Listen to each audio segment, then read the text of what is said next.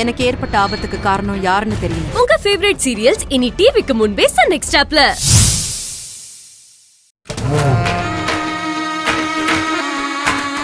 Madam, இவங்க தான் madam.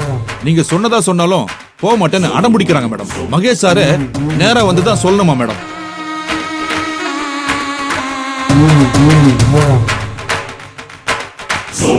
வாங்கன்னு சொன்னதும் வந்த உங்களுக்கு போக சொன்னா போக தெரியாதா? விளக்கம் சொன்னாதான் போவீங்களா?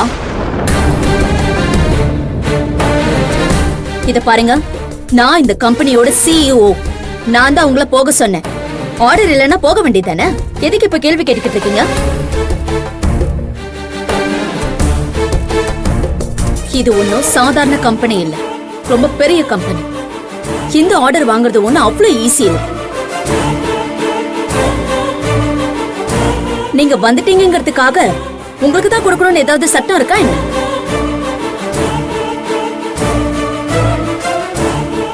மேடம், எங்களுக்கு தான் கொடுக்கணும்னு நாங்க ஒன்னும் கட்டாயப்படுத்தல.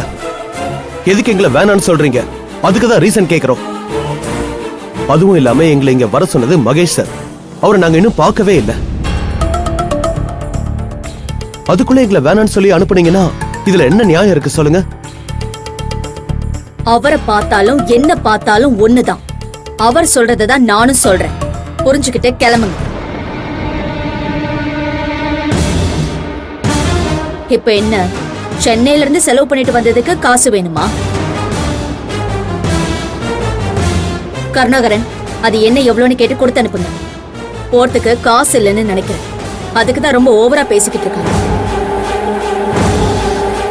மேடம், வார்த்தையை கொஞ்சம் பார்த்து பேசுங்க. நாங்க ஒண்ணு காசுக்காக இப்படி சண்டை போடல. சரியான ரீசன் கேட்டோம், அத சொன்னா நாங்க கிளம்பிடுவோம். அதை விட்டுட்டு தேவையில்லாம பேசாதீங்க. இப்ப என்ன காரணம் தெரியணும், அவ்வளவுதானே? சொல்றேன்.